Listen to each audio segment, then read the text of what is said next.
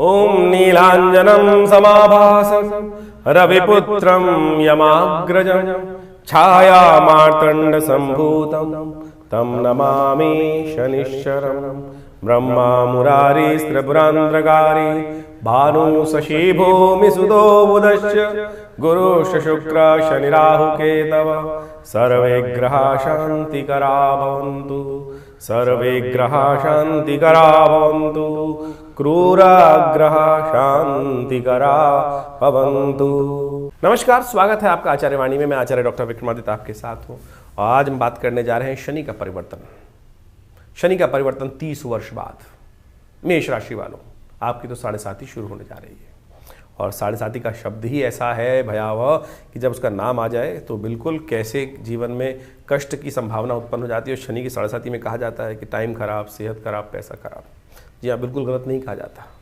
लेकिन मेष राशि वालों, हम यदि आपकी राशि के दृष्टिकोण से देखें तो हमें दिखाई देती है उम्मीद। जी हाँ, 7.5 का पहला भाव जो है वो विशेष तौर पर हमको ऐसा दिखाई दे रहा है कि राशि गणना के अनुसार से यदि हम देखें तो आपके लिए विशेष तौर पर कहीं ना कहीं कई मामलों में पारिवारिक दृष्टिकोण से बहुत सारे लोग आपको डराने का प्रयास कर रहे होंगे, लेकिन हमें ऐसे दिखाई देता है कि पारिवारिक जीवन में सौभाग्य का उदय करने का कहीं ना कहीं योग बना सकता है यदि आपने कुछ खास हिदायतों का ध्यान रखा। समृद्धिदायक हो सकता है इस शनि में यदि सावधानी के साथ आपने उस समय को समझ लिया। और तो और जो लोग राजनीतिक क्षेत्र में हैं उनके लिए भी मान सम्मान प्राप्त करने के योग बन सकते हैं, तो राशि के दृष्टिकोण से समझना चाहिए। और जो लोग नौकरी में हैं, हमारे दृष्टिकोण से 7.5 का समय यदि सावधानी के साथ कुछ उन्होंने उपाय कर लिए जो हमने आपको बताने का प्रयास किया तो डेफिनेटली मान लीजिएगा पदोन्नति का योग भी इस 7.5 के दौरान वो बना सकते हैं। और प्रथम पद के दौरान जो योग है वो तो अवश्य कहीं ना कहीं बनता दिखाई देगा। ये ऐसा योग बन रहा है यदि खास तौर पर ध्यान रखें। शनि कहाँ जा रहे हैं? आपके 12वें भाव में जा रहे हैं। आमतौर पर देखने की आवश्यकता है, शनि एक विशेष तौर पर बड़े विचित्र प्रकार के ग्रह हैं। बेकार में किसी को परेशान नहीं करते, बेकार में किसी को परेशान नहीं करते हैं। शनि जो है वो विशेष तौर पर उन्हीं आपके कर्म अनुसार, यदि आपने कर्म ठीक कर लिए फिर क्या करेंगे शनि आपका। हमारी समस्या क्या है कि लोग कर्म तो ठीक करते नहीं है, दुष्कर्म करने का प्रयास करते हैं, गलत कर्म करते हैं, तो फिर गलत कर्म में फिर दोष शनि को देते हैं। भाई शनि को दोष मत दो, इस बात का ध्यान रखते हुए कार्य करो। शनि कुछ नहीं बुरा करते हैं, बुरा तो हम करते हैं स्वयं, जो गलत कर चले जाते हैं और फिर उसका जब दंड मिलता है तो हम परमात्मा की तरफ देख कर कहते हैं कि ये मुझे क्यों दिया, क्योंकि हमको अपनी गलतियां दिखाई नहीं देती हैं। शनि केवल आपकी राशि, अगर आपने सही कर्म किया, जो उपाय हम बताएंगे उनको करने का प्रयास किया, समझ लिया कि शनि क्या करने वाले हैं। आमतौर पर पौराणिक कथाओं के माध्यम से हमको समझ में आता है कि शनि है क्या। इस प्रकृति में, परमात्मा में, भारतीय संस्कृति में तो किसी ने भी कोई गलत कार्य किया है तो उसको इंगित शास्त्र में किया गया है। किसी देवता के द्वारा भी कोई गलत कार्य हुआ तो शास्त्र में उसको बता दिया गया कि भाई इस कारण से उसको दंड मिला। इंद्र से भी कुछ गलती हुई तो उसने भी उस दंड को भोगा। तो यदि आप विश्व प्रधान कर्म, जो कर्म प्रधान विश्व रचि राखा, और शास्त्र में दूसरी तरह कहा गया अवश्यमेव भोक्तव्यम कृतम कर्म शुभाशुभम, तो सही काम सोच लो भैया कि गलत कर्म की तरफ मत जाना। तो मेष राशि वालों, आपकी राशि के दृष्टिकोण से सबसे पहले इस भ्रांति को हटा दो कि 7.5 बहुत ज़्यादा आपको कष्ट देने वाली है। हम आपको एक रक्षा कवच भी देंगे। जी हाँ, मंत्र का रक्षा कवच, एक मंत्र, एक ऐसा स्तोत्र का रक्षा कवच कि जिसने भी उस स्तोत्र का पाठ कर लिया, जिसको शनि स्तोत्र कहा जाता है, तो कैसी शनि की मतलब यक्षा कवच आपको मिल जाएगा। फिर आए बाहर अंधड़, बाहर आए तूफान, किसी प्रकार का बवंडर बाहर आए, आपका कुछ बाल भी बांका ना होने का योग बनेगा। इस प्रकार से मान लीजिए, हमने विशेष तौर पर लोगों को देखा है कि 7.5 के समय में भाग्योदय हो गया, परिवर्तन का समय। हाँ, लेकिन एक बात समझ लीजिए, समय बिल्कुल बहुत दो-धारी तलवार वाला रहेगा। हल्की सी गलती हुई तो फिसल जाओगे। ऐसी पतली सी रास्ता है कि बहुत इधर भी खाई इधर भी खाई, लेकिन बड़ी सावधानी के साथ चलोगे, सावधानी बरती और सावधानी से हल्की सी जो दृष्टि हटी तो दुर्घटना घटी, ऐसा योग बन सकता है। तो सबसे पहले इस बात को आवश्यकता है कि समझ के कार्य करने का प्रयास करें। जो अब कर क्या रहा है, शनि महाराज कहाँ गए हैं? 12वें भाव में। 12 भाव जो आपकी राशि के दृष्टिकोण से 12वें भाव में गए। किसकी राशि में गए? बृहस्पति की राशि में गए। बृहस्पति और शनि का संबंध कभी ठीक नहीं होता। कहा जाता है कि बृहस्पति जो है देवताओं के गुरु हैं और शनि जो है वो स्वयं सूर्य के पुत्र हैं। देवताओं में श्रेष्ठ सूर्य, जो विशेष तौर पर बाबा साक्षात नारायण जो जिनको कहा जाता है कि उनके पुत्र हैं, उनकी बनती नहीं है आपस में, एक दूसरे के शत्रु माने जाते हैं। परस्पर विरोधी स्वभाव के माने जाते हैं। कहा जाता है कि शनि के मन में एक बार आया कि क्यों ना हम बृहस्पति महाराज को अपना गुरु धारण कर लें। कहा जाता है शास्त्र के दृष्टिकोण वो गए भी उनके पास, पूरी कथा बताऊंगा मैं आपको, लेकिन उन्होंने स्वीकार नहीं किया। और इसी कारण से जो शनि और बृहस्पति जो है आपस में सही कार्य नहीं, संबंध नहीं बैठते। तो जब भी कहा जाता है कि शनि जो है वो बृहस्पति के घर जाएंगे, वो कहीं ना कहीं कष्ट देने के योग करेंगे, अनिष्ट करेंगे। अब आपकी राशि के दृष्टिकोण से यही फॉर्मूला यदि हम बात करें तो क्या होगा, जाए शनि महाराज 12वें भाव में जाएंगे आपकी राशि के अनुसार से। 12वां भाव किसका है? 12वां भाव है जुर्माने का, 12वां भाव है खर्चे का, 12वां भाव है हानि का। 12वां भाव इस प्रकार की समस्या, नेगेटिव भाव है 12वां भाव, लेकिन कई जगह उसको मोक्ष का, कंफर्ट का भाव भी माना जाता है। बहुत सारे, एक भाव से बहुत सारी चीजें देखी जाती हैं।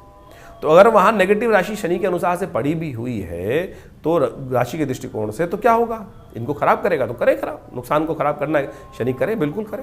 तो शनि की दृष्टि का तो इन सब से हमें ऐसा दिखाई देता है कि क्योंकि ये समय ट्रैप का है, ये बात समझने की आवश्यकता है कि जो शनि की साढ़े साथी का पहला भाव जब राशि से पहले आते हैं शनि, तब साढ़े साथी आरंभ होती है, वहां रहते हैं तो 2.5 साल तक रहते हैं, तो मध्य भाग आता है, फिर उतरती साढ़े साथी होती है। तो आमतौर पर समझ लो कि जो चढ़ती हुई साढ़े साथी होती है वो एक ट्रैप होता है। ट्रैप, व्यक्ति को पता ही नहीं चलता है कि ये चीजें अच्छी हैं खराब है। अपने नेत्र खोल के रखो, ज्ञान चक्षु खोल के रखो, गुरु का सानिध्य रखो, गुरु को सही दिशा में रखो। गुरु महाराज आपको सही दिशा बताएंगे कौन से। गुरु अपना हित अहित नहीं देखते, गुरु जो व्यक्ति जातक उनके पास जाता है उसका हित अहित देख के बात करने का प्रयास करते हैं, वही गुरु हैं। इसलिए कहा गया है गुरु गोविंद दोनों खड़े काके लागू पाऊं, बलिहारी गुरु आपने गोविंदियों में लाए। इस बात को कहा गया कि क्योंकि गुरु अपना हित नहीं देख रहा, रोक नहीं रहा है। लेकिन आज गुरुवाद हो गया है, गुरु एक स्टॉप पॉइंट हो गया कि आओ मेरे पास ही रहो, मेरे से आगे से मत जाओ। आज की तारीख में जो गुरु बाजारू गुरु हो गए हैं, जो तुलसी बाबा ने उसको विशेष तौर पर लिखा है, कबीर बाबा ने, तू गुरुआ तू कलयुग में गुरुआ तू घर घर फिरे, घर घर कंठी देत। तो ऐसे गुरु बहुत सारे आज की तारीख में हो गए। तो यहाँ वास्तविक तौर पर बृहस्पति महाराज के घर जा रहे हैं तो बृहस्पति तो कभी अहित करना ही नहीं चाहते हैं शनि का। उन्होंने सही कहा, सरल बनो, पिता का सम्मान करो, तब जाके मेरे शिष्यत्व को ग्रहण करना। लेकिन शनि को वो समझ में नहीं आया। तो इसलिए शनि महाराज वहां जाकर बृहस्पति के घरों को भी अच्छा नहीं करेंगे, ना करेंगे बृहस्पति के घर को आपकी राशि के दृष्टिकोण से, तो आपका तो अहित नहीं होने वाला।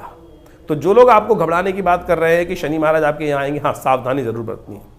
सावधानी हटी तो दुर्घटना घटी, इस बात का ध्यान रखते हुए कर लीजिएगा। अब देखिए शनि की दृष्टि कहाँ कहाँ पड़ रही है, आज हम छोटे संक्षिप्त रूप में समझाने का प्रयास कर रहे हैं। जब शनि आपके 12वें भाव में बैठेंगे तो पहली दृष्टि, जो तीसरी दृष्टि है, उसको देखेंगे धन भाव को, परिवार वाले भाव को, और वहां देखकर कहीं ना कहीं उस मामले में कुछ कष्ट देने के योग बना सकते। तो ध्यान रखना पड़ेगा आपको, परिवार में कहीं टूट फूट ना हो जाए। एक तरफ शनि महाराज वहां बैठ के तो पारिवारिक कंफर्ट देने के योग बना रहे हैं, लेकिन दृष्टि भी कुटुंब भाव पे डाल रहे हैं। तो वो दृष्टि जो है वो कहीं ना कहीं आपकी वाणी पर समस्या उत्पन्न करने के योग बना सकते हैं। वाणी में कठोरता मत रखना, वाणी में सरलता रखने का प्रयास करना। आपकी वाणी में दोष उत्पन्न हो सकता है, ध्यान रखने की जरूरत है इस बात का। और वाणी में दोष उत्पन्न हुआ तो फिर 3-13 कर देगा परिवार को, ध्यान रखते हुए कार्य। धन, लोन की समस्या बढ़ा सकता है। ये जो समय रहेगा मेष राशि वालों, अननेसेसरी की लोन की तरफ जाने वाला होगा। तो लोन बढ़ने के योग पूरी तरह से दिखाई देते हैं, और आप जाके बड़ा लोन ले लें और फिर वो 5-7 साल बाद आपको पूरा पहाड़ बन के आ जाए, तो फिर इस ट्रैप में गलत मत फंस जाना। शनि की दृष्टि पड़ रही है आपके शत्रुओं पर, रोगों पर। तो यहाँ एक बहुत अच्छी बात होने वाली है कि वो रोग शत्रुओं को भी समाप्त करने वाला है। तो शनि का ये साढ़े साथी का पदार्पण जो है कहाँ से खराब आपके लिए होता है। हाँ, एक बड़ी विशेष समस्या वाली बात है कि शनि की एक जो दृष्टि है वो विशेष तौर पर आपके भाग्य पर भी पड़ रही है, और वहां भी विचित्र विडंबना ये है कि वो भी बृहस्पति का भाव ही है। बृहस्पति की राशि भी वहां पड़ी हुई है, भाग्य धर्म का भाव है, वो आपको धर्म से दूर कर सकता है, भाग्य को सुला सकता है। तो इसलिए आपको कर्म सुधारना पड़ेगा। कर्म नहीं सुधरे ना तो फिर ये भाग्य बदल जाएगा। अब आप रोज गलत तरफ जाएंगे।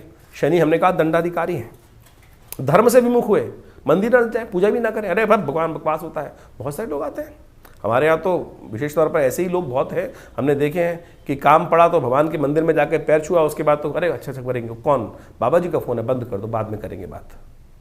तो ऐसी स्थिति है। तो हनुमान जी से काम पड़ता है तो हनुमान जी के साथ में, नहीं तो हनुमान जी की मूर्ति घर से बाहर।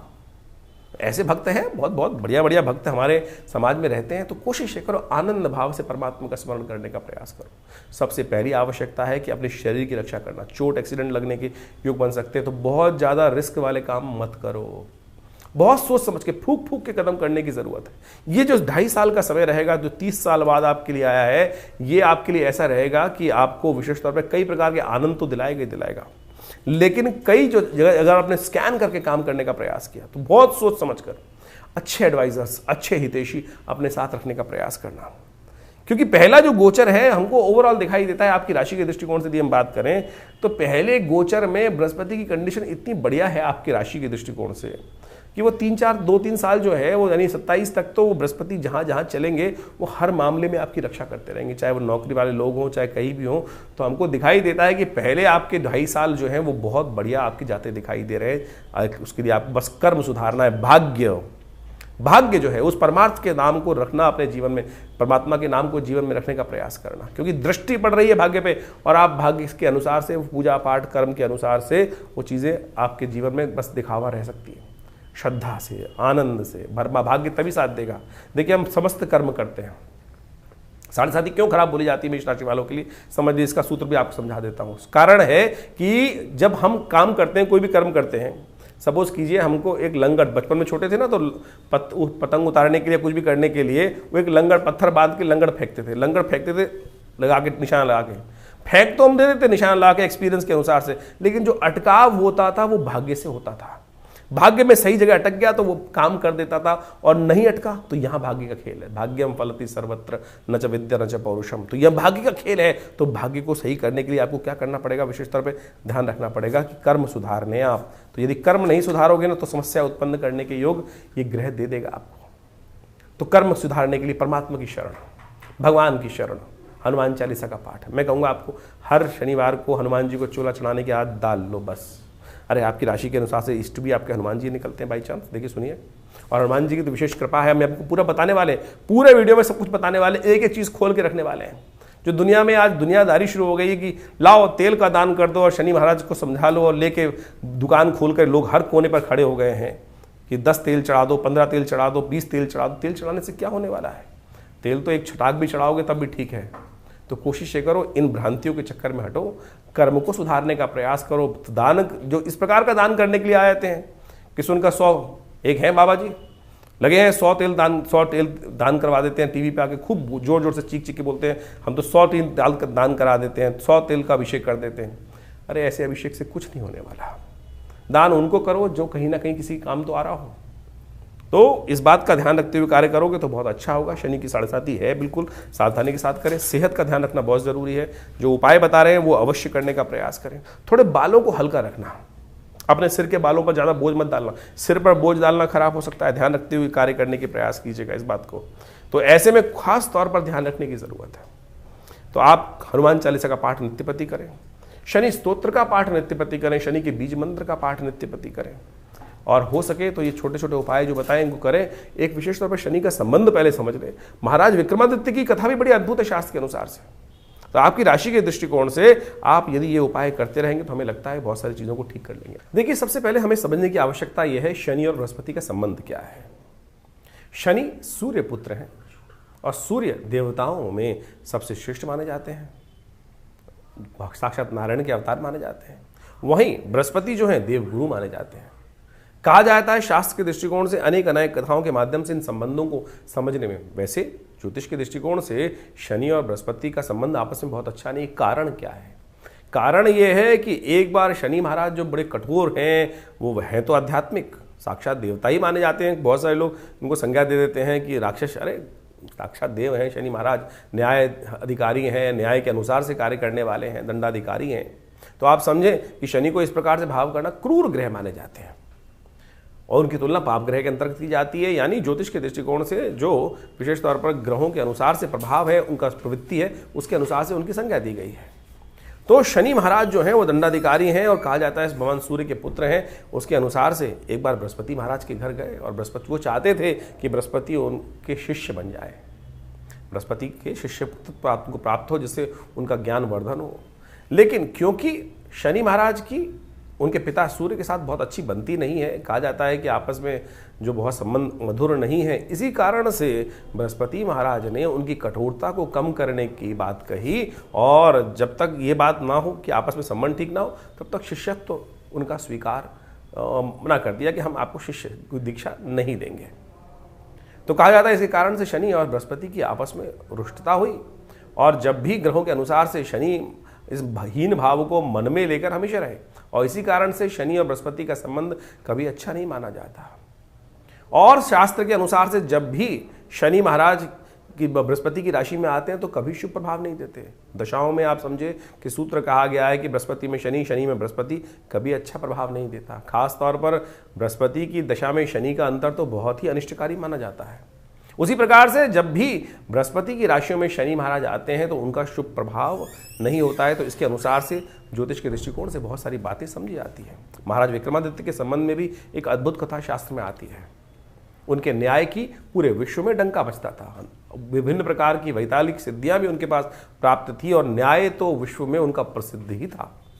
कहा जाता है कि एक बार शनि और बृहस्पति उनके राज्य में एक उनकी परीक्षा लेने उपस्थित हुए, और जब महाराज ने न्याय किया तो उन्होंने बताया, जब सामने उपस्थित भी हुए शनि की, महाराज मैं शनि हूँ, तो महाराज ने अपने न्याय में कोई कुसंगति नहीं रखी। महाराज विक्रमादित्य ने सही रूप से न्याय किया।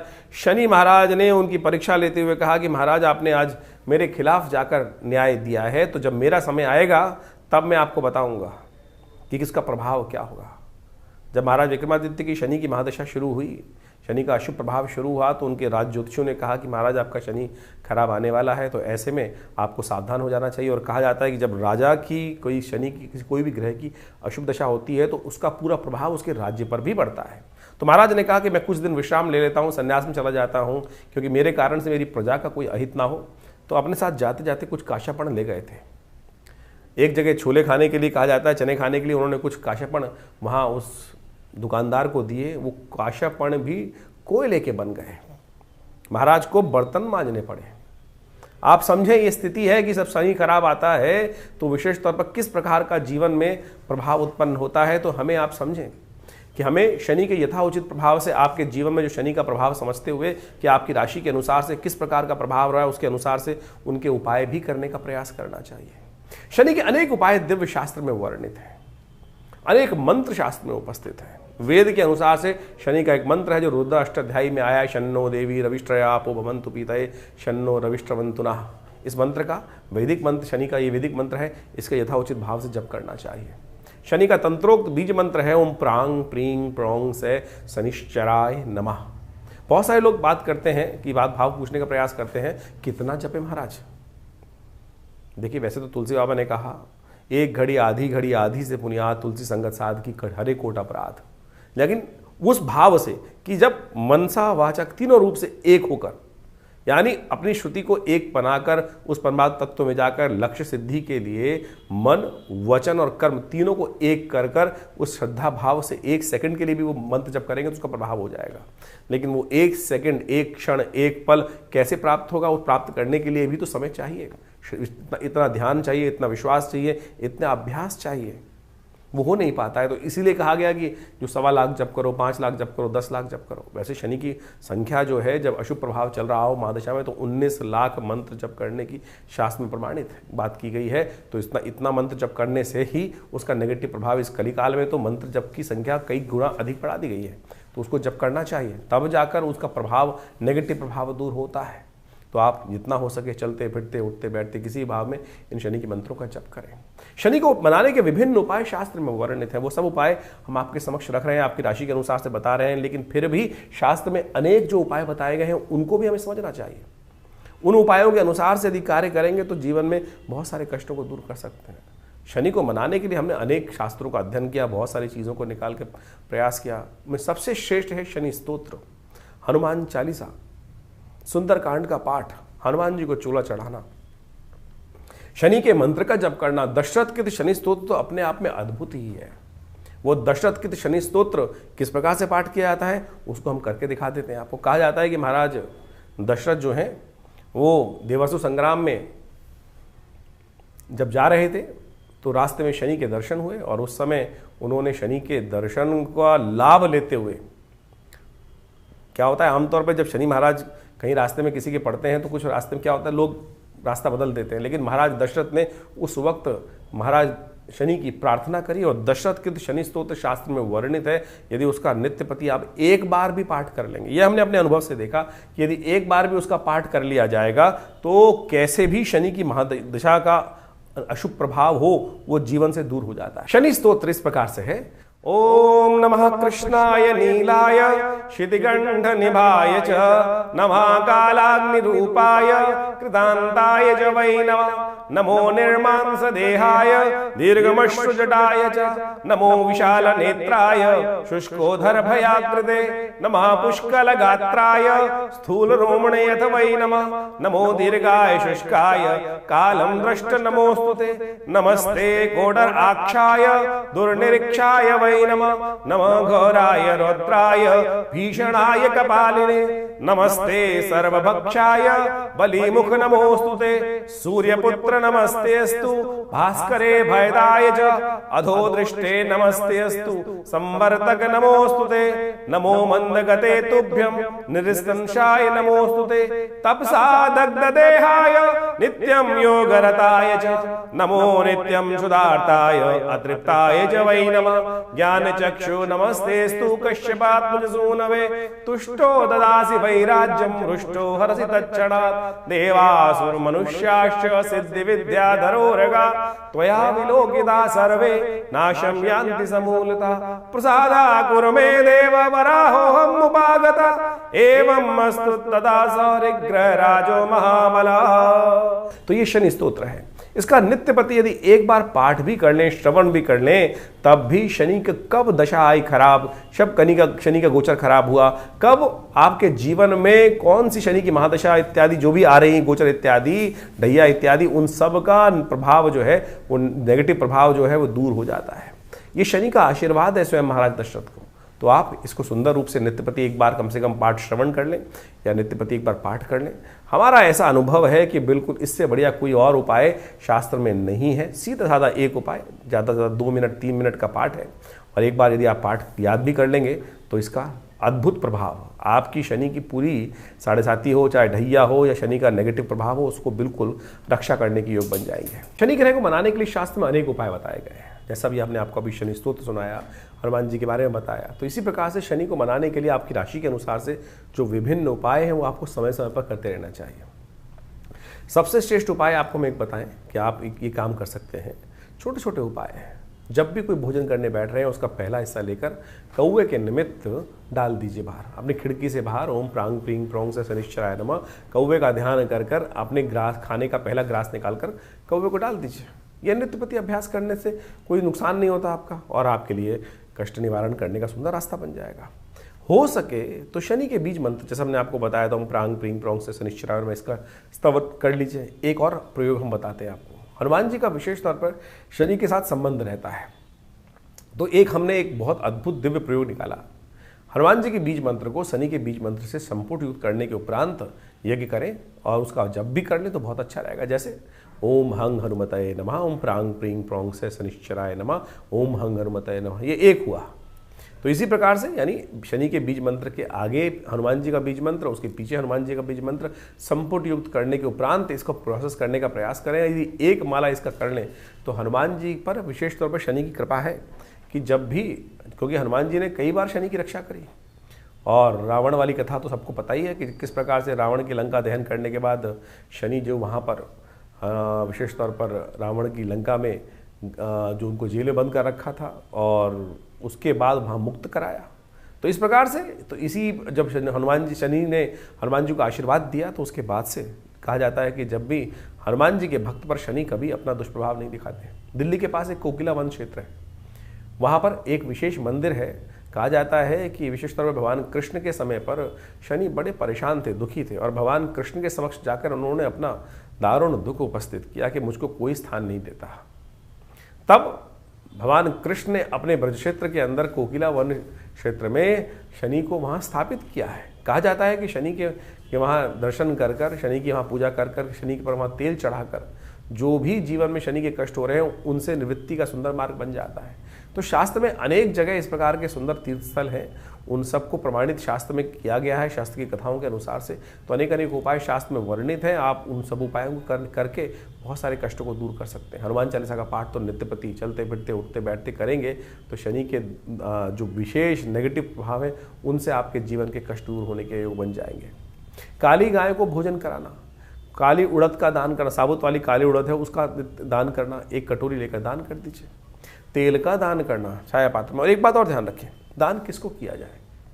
बहुत सारे लोग दान करने के लिए विशेष तौर पर कहा जाता है कि एक विशेष वर्ण व्यवस्था के अनुसार से एक जो जाति उनके वही दान लेने के अधिकारी हैं। शनि का दान वैसे आमतौर पर लोग लेते नहीं हैं।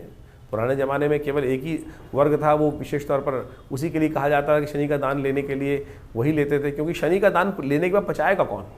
लेकिन आमतौर पर आप कोशिश ये करें कि कहीं भी जहाँ भी आपकी श्रद्धा हो, जो श्रद्धा से ले लें। अश्रद्धा के साथ यदि कोई दान ले रहा है आपका, तो उस दान का कोई फायदा नहीं है, वो दान प्रमाणिक हो ही नहीं सकता। तो इसलिए दान के लिए सबसे बड़ी समस्या है कि दान किसको दें। अरे दान का सबसे बढ़िया अधिकारी तो परमात्मा ही है। परमात्मा को ही वो उनका तेरा तुझको अर्पण क्या लागे मेरा। तो यज्ञ आप जो करते हैं ना, यज्ञ में तिल की आहुति यदि शनि के लिए निमित्त दी जाए, ओम प्रांग प्रीं प्रोंग से शनिश्चराय स्वाहा इस मंत्र का उच्चारण करते हुए, तो कहा जाता है कि शनि के तमाम, क्योंकि भगवान को जो आहुति देते हैं वो देवता को ही प्राप्त होती है और अग्नि के माध्यम से वो देवता तक पहुंच जाती है। आप सामने वाला व्यक्ति दान दे रहे हैं, अब समस्या क्या होती है, हमने किसी को दान दिया, कुछ पैसे दान दे दिए और उसने उससे कुछ व्यभिचार कर्म कर दिया, गलत व्यभिचार काम कर दिया, कुछ और नशा कर लिया, तो फिर क्या होगा, दान देने वाले का भी लगेगा, कष्ट होगा कि मैंने दान दिया था और इसका गलत का उपयोग किया गया। तो ऐसे में हमें ध्यान रखना चाहिए। तो सबसे श्रेष्ठ जो हमारे शास्त्र में कहा गया है कि देवता के निमित्त यज्ञ करें। यज्ञ में तिल का संबंध शनि के साथ बहुत बढ़िया से कहा जाता है और काले तिलों का के द्वारा शनि के निमित्त जो आहुति प्रदान करेंगे इस प्रकार से, इस मुद्रा के द्वारा। शनि की विशेष तौर पर एक मुद्रा भी है, यहाँ बताना प्रयास करते हैं हम।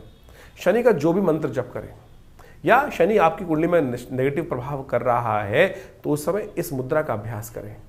ये सबसे बड़ी आकाश मुद्रा जो है, सबसे ये उंगली आपके हाथ में जो उंगलियां हैं, ये बृहस्पति की उंगली है, शनि की उंगली है। शनि की उंगली को अंगुष्ठ के अग्रभाग से जोड़ देने से ये आकाश मुद्रा बन जाती है। शनि के तमाम मंत्रों का जप करते हुए इसी मुद्रा का अभ्यास करना चाहिए। शनि की आहुति भी इसी मुद्रा से देने का प्रयास करना चाहिए। और हमारे हमने विवेकानंद योगाश्रम में तो इस प्रकार के आयोजन समय समय पर करते ही हैं। अभी शनि जयंती आएगी और शनि जयंती पर हमने 100 पाठ हनुमान चालीसा के रखे हुए हैं। बड़ी विचित्र स्थिति है, लोगों ने ऐसी स्थिति बना दी शनि के नाम पर तेल दान करने के लिए 100 तेल के 3 दान करवा दिए जाते हैं और उसको जमीन में डाल दिया जाता है। ऐसी क्या फायदा शास्त्र के अनुसार से? शास्त्र में इस प्रकार की चीज़ें वर्णित नहीं है। दान करने के बाद उसको कहीं ना कहीं उपयोग क्यों होना चाहिए चीज़। बड़े बड़े मंदिर बना रखे हैं लोगों ने कहीं विभिन्न जगहों में, और उनसे पूछा जाए तेल का क्या करते हो तो कई जगह कहा जाता है कि वो तेल हम जमीन में डाल देते हैं। अगर जमीन में भी डाल रहे हैं वो तेल बोरिंग कर तो जमीन को आप खराब कर रहे हैं। तो शास्त्र में इस प्रकार की कहीं भी कोई स्थिति वर्णित नहीं है, जो तथाकथित तौर पर आज लोगों को मूर्ख बनाने के लिए ये व्यवस्थाएं बनाई जा रही हैं। आप दान करते हैं तो उसका कहीं ना कहीं उपयोग होना चाहिए, श्रद्धा के साथ करने का प्रयास कीजिए। तो हमने आपके समक्ष बात रखी। तो ये सीधे साधे उपाय, जैसे ये आकाश मुद्रा है, इसका नित्य प्रति अभ्यास कीजिए। शनि का कैसे भी नेगेटिव प्रभाव होगा बिल्कुल ठीक होने के रास्ते बनेंगे। तो अभी हमने आपकी राशि के अनुसार से विभिन्न प्रकार की कथाओं के माध्यम से इस बात को आपके समक्ष रखा है। तो कोशिश ये करें, इन छोटे छोटे उपायों को अवश्य करने का प्रयास करें।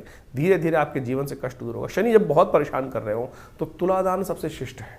अपने वजन के बराबर सतनाजे का दान लेकर, 7 अन्न उसमें काला उड़द जरूर होना चाहिए, गरीबों को दान कर दीजिए। कहा जाता है शरीर रक्षा के लिए और शनि के विभिन्न नेगेटिव प्रभावों को दूर करने के लिए दान सबसे बढ़िया और श्रेष्ठ माना जाता है। तो इसको करने का प्रयास कीजिए। तो देखिए धीरे धीरे इन सब चीज़ों को करेंगे तो आपके लिए अच्छा योग बनेगा, कष्ट निवारण का योग बनेगा।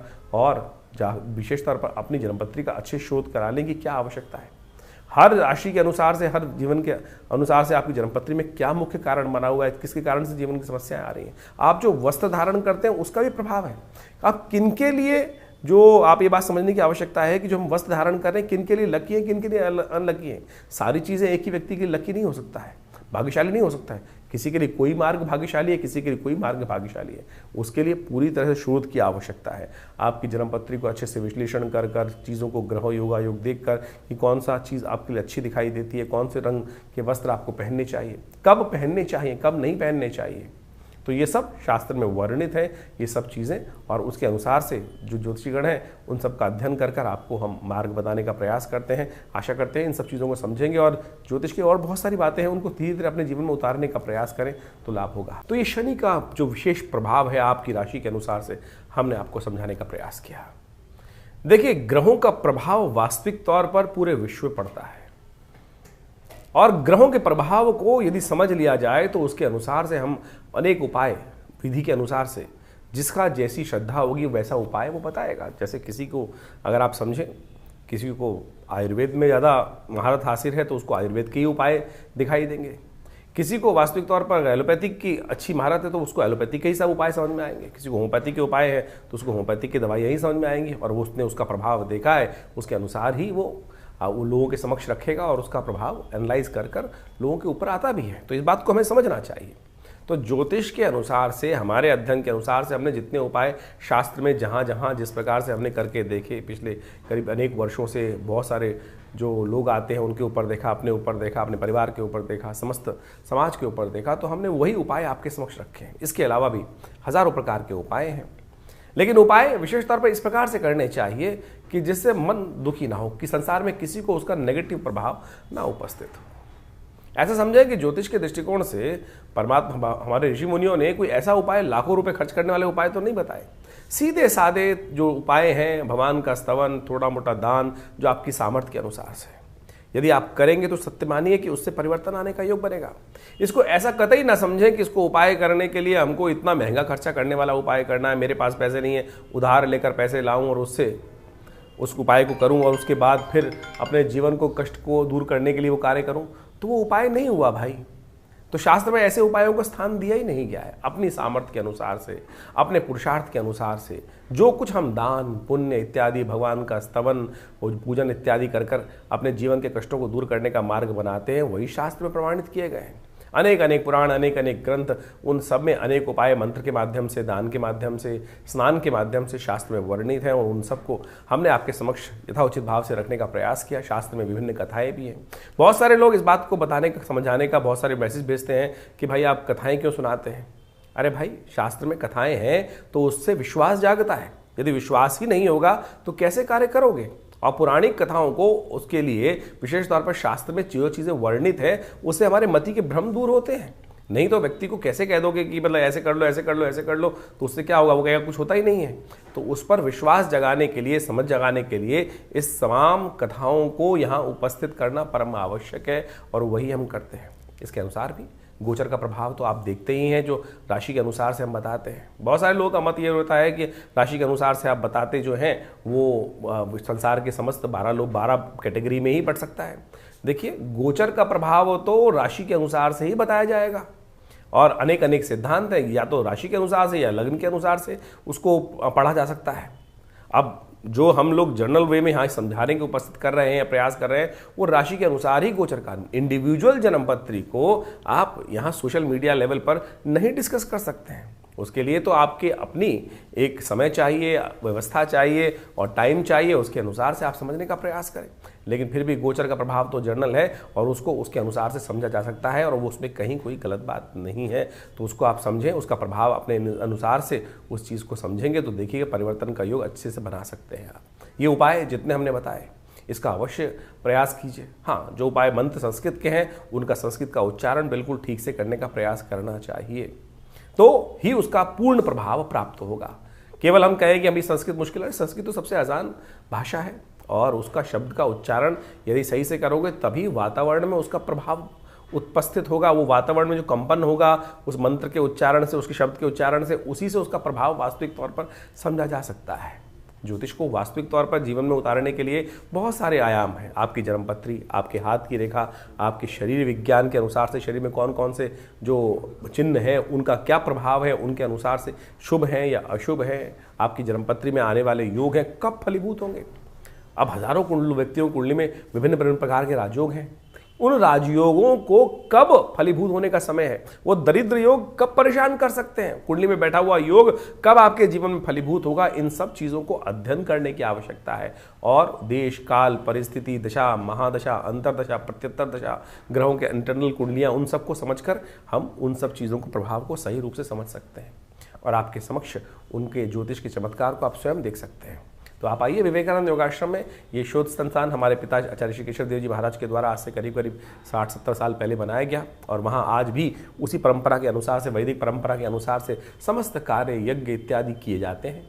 आश्रम में बहुत बड़ी गौशाला है, साथ में माँ भगवती का बहुत दिव्य मंदिर है, जो मूर्ति 1947 में 1947 में मुल्तान पाकिस्तान से एक व्यक्ति लेकर आया और आज वो दिव्य प्रतिमा माँ भगवती दुर्गा शेरावाली की प्रतिमा आश्रम में प्रतिष्ठित है। चमत्कारी प्रतिमा है। जो जो उनके सानिध्य में बैठकर यज्ञ करते हैं, उनकी आराधना करते हैं, नवरात्र में और अष्टमी के दिन, नवमी के दिन, चतुर्दशी के दिन भगवती के समक्ष बैठ कर यज्ञ करते हैं, तो उन सब की मनोकामनाएं सिद्धि होने के अद्भुत योग बनते हैं। ये हमारा अनुभव है। जैसी भी जीवन के कष्टों उनसे दूर होने का रास्ता प्रशस्त हो जाता है। तो आप आइए विवेकानंद योगाश्रम में अपने निजी जो भी विचार विमर्श करने के लिए उस संबंध में भी आश्रम पर आकर आप संबंध स्थापित कर सकते हैं। हमारी वेबसाइट है acharyvikramaditya.com, आचार्यवाणी चैनल है और दिल्ली में एक बहुत बड़ा योग प्राकृतिक चिकित्सा आयुर्वेद का हॉस्पिटल भी है और वहाँ पर पूरा अभी हम बहुत जल्दी ही एलोपैथिक हॉस्पिटल का भी निर्माण करने जा रहे हैं। आप सबके सहयोग से इन समस्त भारतीय पराविद्याओं का शोध करके बहुत सारे संस्थान में बहुत सारी करीब 50 से ऊपर विभिन्न पुस्तकें आश्रम के द्वारा प्रकाशित की गई हैं। मुद्राओं के द्वारा कैसे विभिन्न रोग ठीक कर सकते हैं, हमने इस कार्यक्रम में आपको मुद्रा भी बताई कि शनि की मुद्रा, शनि के नेगेटिव प्रभाव को ठीक करने के लिए कौन सी मुद्रा आपको कर लेनी चाहिए। तो इस प्रकार के तमाम जो भी कार्य है आश्रम के द्वारा किए जा रहे हैं, बहुत सारे संस्थान कार्य किए जा रहे हैं। आप भी हर रविवार को यज्ञ में आ सकते हैं। सुबह 8 बजे से लेकर 10 बजे तक ये यज्ञ का कार्यक्रम होता है, भंडारा होता है। आपने नाम से ही भंडारा कराना चाहते हैं तो उसके लिए भी आश्रम में विभिन्न कार्यों में सहयोग कर सकते हैं। गौ सेवा इत्यादि में अपनी सहयोग देना चाहते हैं तो उसके लिए भी आश्रम के नंबर्स हैं, उनमें भी अपना सहयोग आप देना चाहें तो बिल्कुल बहुत सुंदर तरीके से उसकी व्यवस्था है आश्रम में। तो आप आइए, विवेकानंद योगाश्रम दिल्ली में स्वागत है। धन्यवाद, नमस्कार।